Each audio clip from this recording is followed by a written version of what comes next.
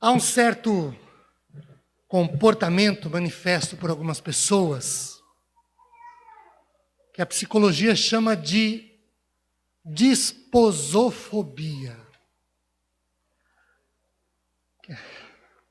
Disposofobia.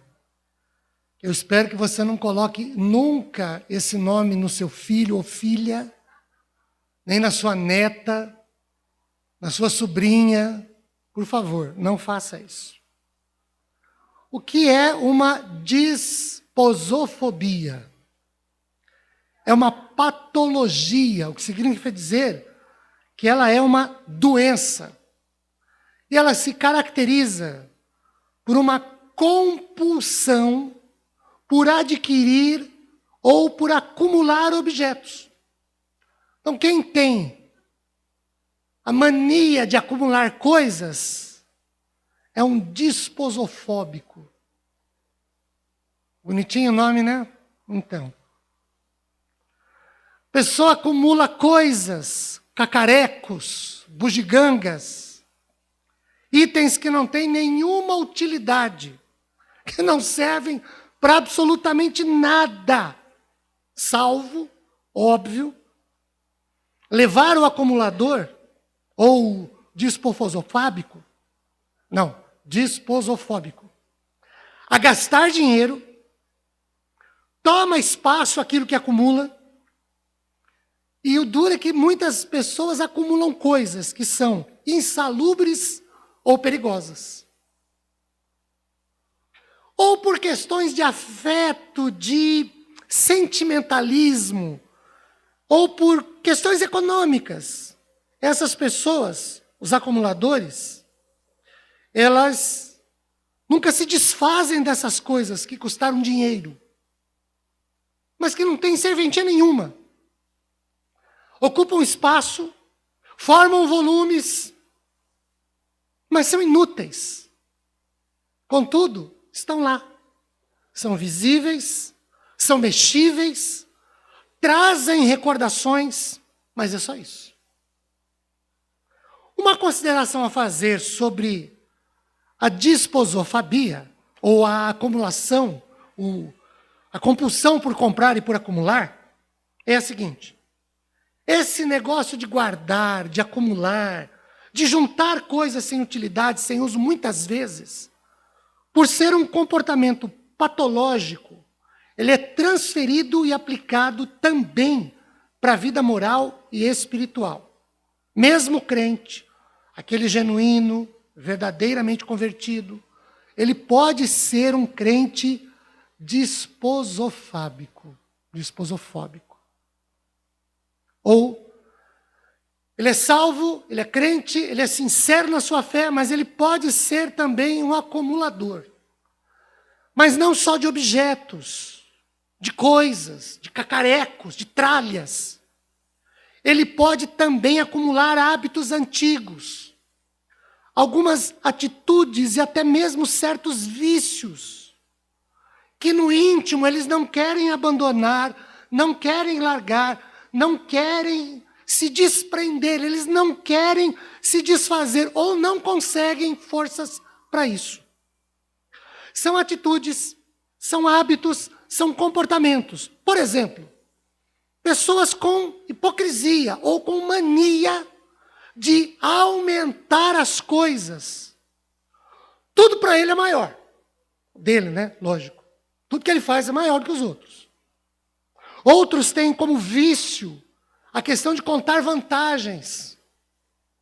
O dele é melhor. Dura mais, faz melhor, faz mais, aparece mais. Tem aqueles que se acham ou mais ou maiores que os outros, se acham superiores. Alguns têm como comportamento antigo, como hábito antigo, mas ainda acumulado, a arrogância, a empáfia, às vezes uma frieza nos mais diversos tipos de relacionamento que ele mantém. Também podem ser problemas com questões morais. Por exemplo, falta de pagamento de contas, porque gasta mais do que se ganha, ou mais do que se pode gastar, ou o querer manter um status que naquele momento não é permitido, mas ele quer manter. Então ele vai comprando, acumulando e não paga as contas. Pode ser um destempero verbal, gritos, palavrões, xingamentos, ofensas. Podem ser sentimentos de raiva, de ódio, a pessoa vai acumulando aquilo. Gente que é amarga. Gente que guarda ressentimento. Podem ser feridas emocionais, traumas, decepções, frustrações. No âmbito espiritual, eu me atrevo a considerar como manifestações disposofóbicas as lembranças, as sensações vivenciadas no passado, que a pessoa se prende a elas. E se prende a elas de uma maneira bastante a oprimi-la. Por exemplo, lembranças e sensações que ela tenta reviver hoje como se nunca houveram passado. É aquele culto, os outros não interessam, é aquele culto. O que veio antes, depois, não tem valor nenhum, é aquele. É aquele hino. Nós temos 402 hinos no nosso inário, só serve um. Quando canta, ele chora. A Nilva e eu, quando jovens, e se alguém disser que isso faz tempo, depois a gente conversa, né? Mas tínhamos uma colega de igreja que determinada música, quando a gente cantava, ela chorava. Ela só chorava naquela música. Eu não entendi ainda se ela chorava porque a gente cantava ou se ela chorava porque a música falava com ela. Mas só chorava naquela música. Aquele louvor. Sabe aquele louvor? Aquela igreja. Nenhuma outra igreja. Jesus não está em nenhuma outra. Só está naquela. Aquele pastor. Ah, que saudade. Como era bom. Aquele era bom. O resto não vale nada, não presta, não serve para nada. Mas aquele era bom. Aquela pregação. Deus nunca mais falou comigo. Só foi aquela vez. Só naquela pregação. Tudo isso são manifestações de comportamentos. Porém, eles não são compatíveis com o que o progresso da palavra de Deus nas nossas vidas devia provocar. Eles não são compatíveis com um progresso, um crescimento de ordem espiritual. Quem busca uma vida de santificação, quem busca uma vida que agrade a Deus, esses comportamentos não são compatíveis com isso. Gente que mente e que acumula mentiras. Gente que se apropria do que não é seu. Gente que olha para onde não devia olhar, de um jeito que não devia. Gente que lá atrás achava que todos só falavam da sua pessoa. Se converte, continua pensando a mesma coisa, não muda nada. Ele acha que todo mundo está falando dele. Olha para alguém que está rindo, acha que estão rindo dele. Vê um falando aqui, acha que estão falando dele. É gente que por traumas, por frustrações, por decepções, ouve caca de grilo. Mas jura que foi falado crocodilo. E vai tentar dizer o contrário. Esquece. Não adianta. A pessoa disse, não, o senhor falou crocodilo. Eu falei, não, querido, eu falei caca de grilo. E não adianta, pode esquecer. São coisas antigas, inadequadas, imprestáveis, reprováveis. Coisas insalubres e até perigosas, mas que são mantidas como comportamentos, como manias, como jeitos de ser, de fazer, de viver e de se posicionar. Alguém certa vez chamou esses comportamentos de crentes e essas suas coisas acumuladas de museu moral e espiritual, onde só se guarda coisa velha. Você vai conversar com a pessoa, só tem amargura, ressentimento, tudo dela é lá de trás. Nada é de hoje, nada é de agora, nada é novo. Tudo é lá de trás. É aquele culto, aquele cântico, aquela pregação, aquela igreja, aquela coisa, lá atrás. Não tem nada novo hoje. Uma questão que surge sobre isso, e nós podemos e devemos considerar, é que Deus, na sua palavra, tem muito mais coisas diferentes disso. Quando dissemos que não são compatíveis, vejam, lá em 2 Coríntios, capítulo 2, versículo 17, Paulo diz que o Senhor faz novas todas as coisas, que as antigas já passaram. Então, se a palavra de Deus diz que Ele faz coisas novas, as antigas já passaram, por que eu tenho que ficar lá? Ezequiel 36, 26, o Senhor diz que nos daria um novo coração. Não é o coração velho, é o novo. Então, não é salutar.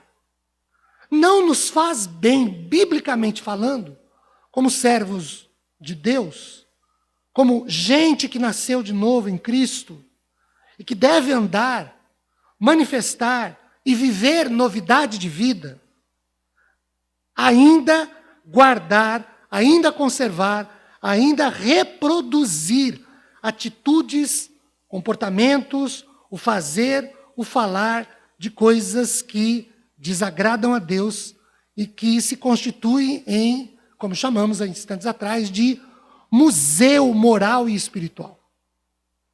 Agora, como é que a gente lida com isso? Como é que a gente trabalha isso? Como é que a gente se desvincula disso? Como é que se liberta disso? Como é que a gente sai dessas coisas do passado que prendem, que escravizam, que acumulam sentimentos, sensações ruins e vem para o novo? Isaías 43, de 14 a 21, nos dá a oportunidade de observarmos 3 princípios. Vamos para lá? Isaías 43, de 14 a 21.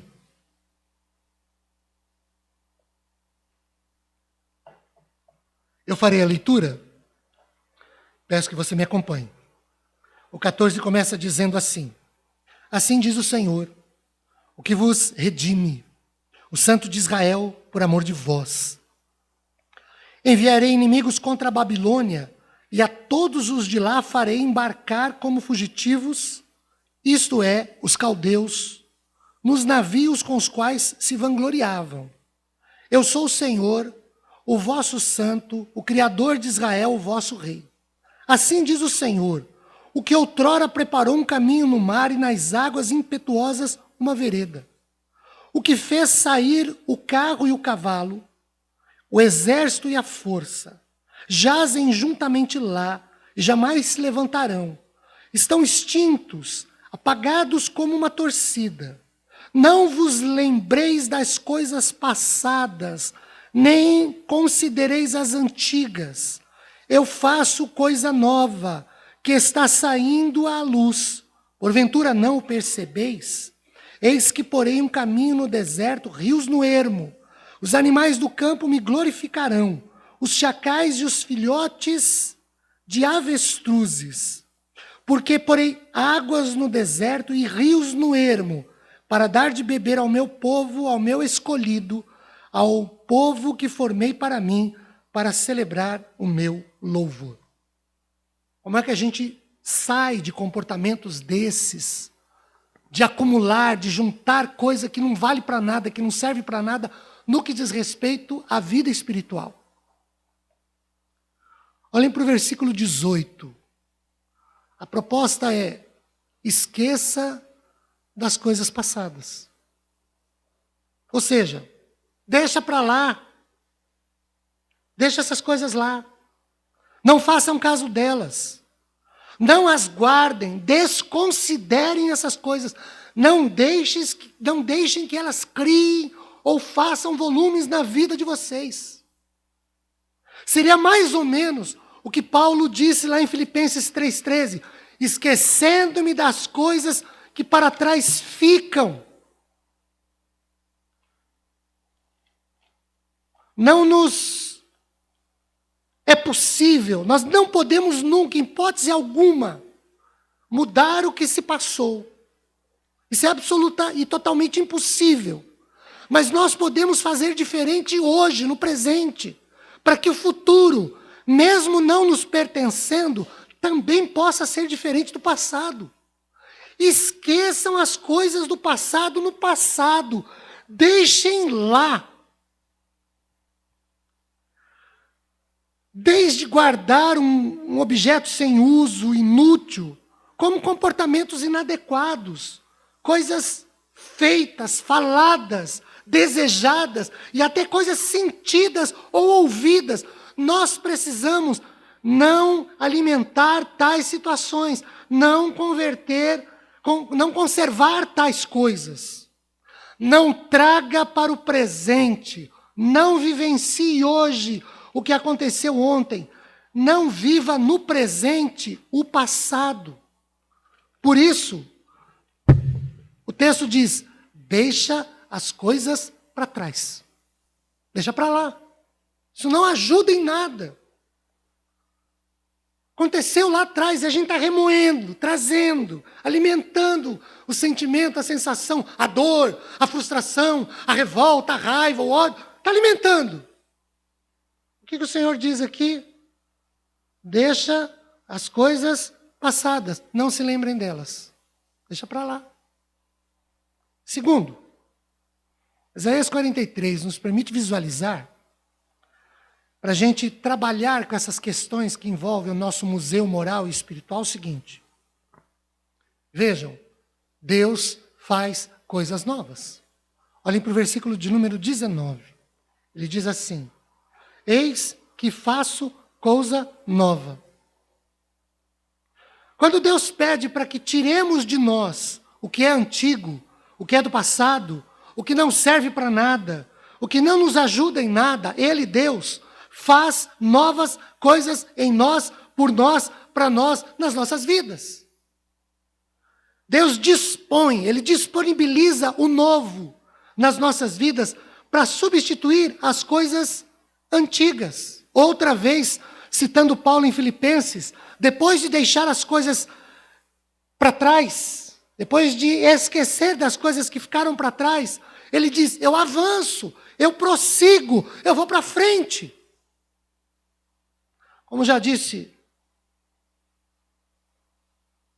um pensador, quem vive de passado é museu. E tem muita gente que, mesmo lavada e remida no sangue do Cordeiro, crentes sinceros, vivem um verdadeiro museu moral e espiritual nas suas vidas. Porque vivem no passado e do passado, a despeito de Deus fazer coisas novas na sua vida. O vocabulário é aquele lá do mundão. Vem para a igreja, vive para a igreja, mas vive falando as coisas de lá. Com toda a carga de coisas que havia. E palavrão no meio, e xingamento no meio, e blasfêmia no meio. Porque Deus faz coisas novas, mas a pessoa vive de coisas velhas. Deus faz coisas novas, mas tem gente que parou no tempo e no espaço. E só vive do ontem, do que passou. Uma terceira atitude que Isaías 43, de 14 a 21, nos permite visualizar sobre como trabalhar com coisas que se constituem nesse nosso museu moral e espiritual, está no versículo 21.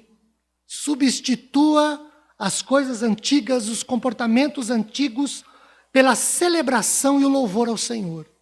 O versículo 21 diz, ao povo que formei para mim, para celebrar o meu nome. Queridos, quando no versículo 20 Deus fala em caminho no deserto, rios no ermo, Ele fala de provisão, Ele fala de suprir de necessidades, Ele fala de cuidado, de amparo, e aí, a atitude dos filhos de Deus deve ser a de louvá-lo por isso.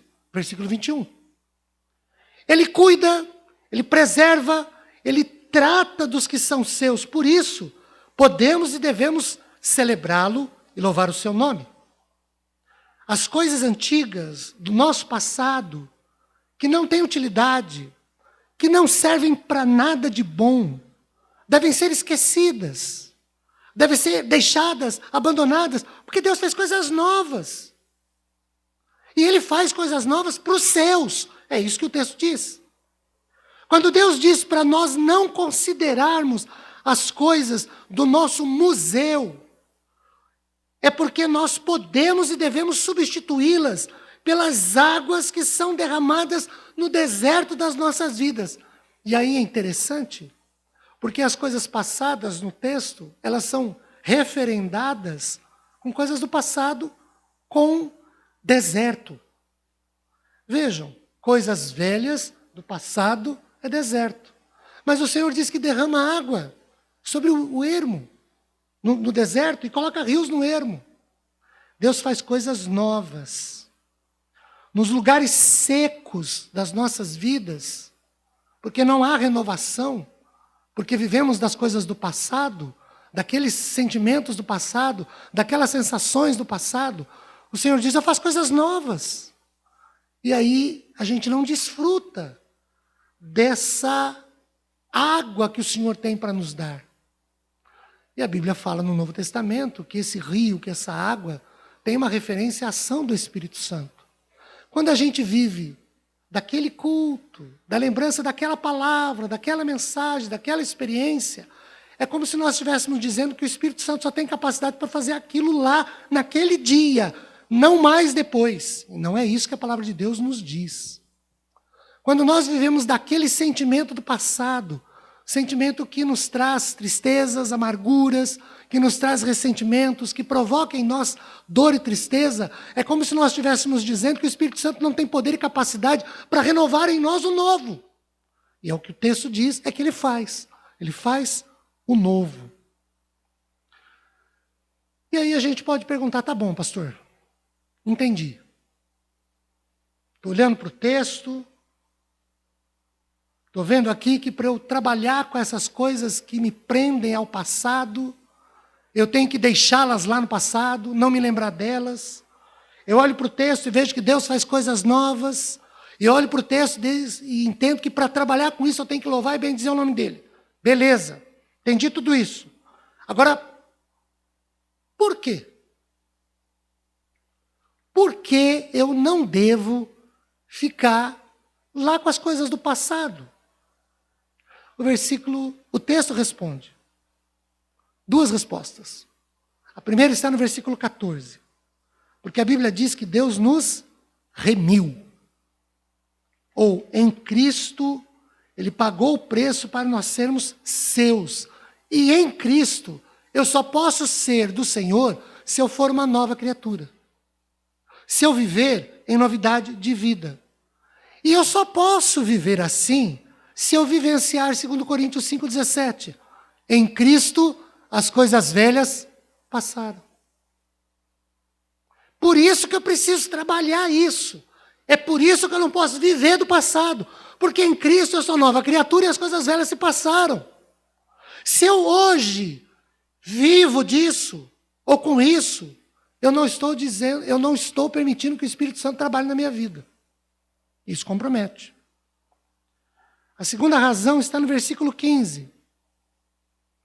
Por que eu preciso trabalhar com essas coisas desse museu, que é um museu moral e espiritual que eu tenho, que eu carrego? Por que eu tenho que trabalhar isso? Por que eu não posso viver com esses ressentimentos do passado? Porque o verso 15 diz que Deus é o nosso Senhor Criador. Ele nos conhece, sabe do que precisamos e necessitamos. Por isso ele diz, eu sou o Senhor, o vosso santo. Pedro diz que nós devemos ser santos como o Senhor nosso Deus é santo. Viver uma vida de santificação. E essas coisas do passado, esses sentimentos, ressentimentos, mágoas, isso não faz parte de uma vida de santificação. Por isso eu preciso trabalhar. Isso não é bom. Acumulador é sinal de doença. É uma patologia. Não é salutar, não é saudável. Isso é horrível. Vamos orar para que Deus nos ajude a que nos libertemos dessas sensações, desse museu de coisas morais e espirituais que a gente guarda, carrega, às vezes vocabulário pesado, palavras duras, de xingamentos, de ofensas, de palavras que magoam, que machucam, que destrói mais do que constrói. Vamos orar para que Deus nos ajude a que nos libertemos dessas sensações do passado, de tristeza, de angústia, porque alguém fez, alguém falou, alguém mexeu, ou não deu certo, e a gente ainda tem esse ressentimento. Vamos pedir que Deus tire isso de nós, porque acumular isso não é bom. Vamos orar? Oremos.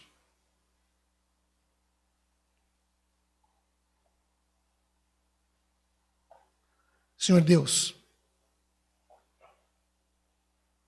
quando a Tua palavra nos diz que a nossa preocupação deve ser com o progresso espiritual de nossas vidas, para atingir a perfeição de Cristo, a ideia é, no texto, de um amadurecimento, de um crescimento espiritual, que nos leve dia a dia a sermos melhores pessoas, como homens, como maridos, como mulheres, como esposas, como pais, como filhos, como irmãos, como profissionais, como gente que vive, que anda na rua, como gente que frequenta o supermercado, o açougue, a farmácia, a padaria, a loja, gente que trabalha, que estuda, que dá aula, que se envolve nas mais variadas ações, comportamentos, ó Deus, que envolvem palavras, o vocabulário.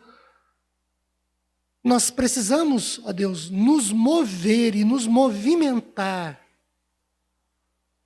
para termos contigo uma vida que te agrade, que te honre, que te glorifique e que evidentemente nos faça bem.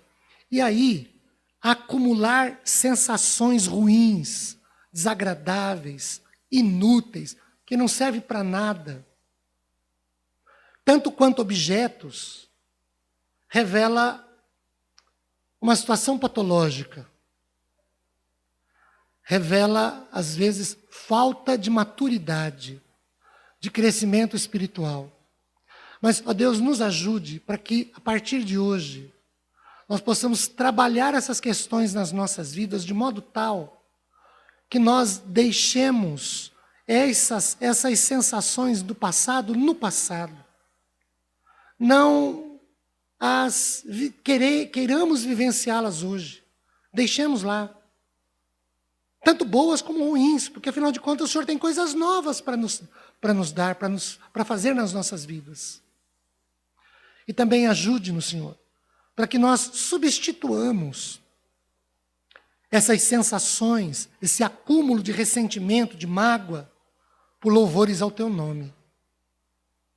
Não é apenas uma questão de um exercício de mudança de vocabulário. Ao invés de eu falar uma palavra desagradável, um palavrão, uma palavra feia, horrível, que destrói, eu ficar louvando. Não é apenas uma mudança de vocabulário, mas é uma mudança de sentimento, de motivação. O que me leva a substituir aquela palavra horrível por um louvor é que eu quero viver uma vida que te agrade, fazer bem para mim ao mesmo tempo. Não é pura e simples uma mudança, é uma transformação. Ajude-nos nisso. Não é tão somente substituir A por B, é mudar de rumo, de direção, de sentido. Ou seja, é uma conversão de vocabulário, de motivação, de vida contigo. Ajude-nos para isso. Abençoa-nos. Oramos em nome de Jesus. Amém, Senhor.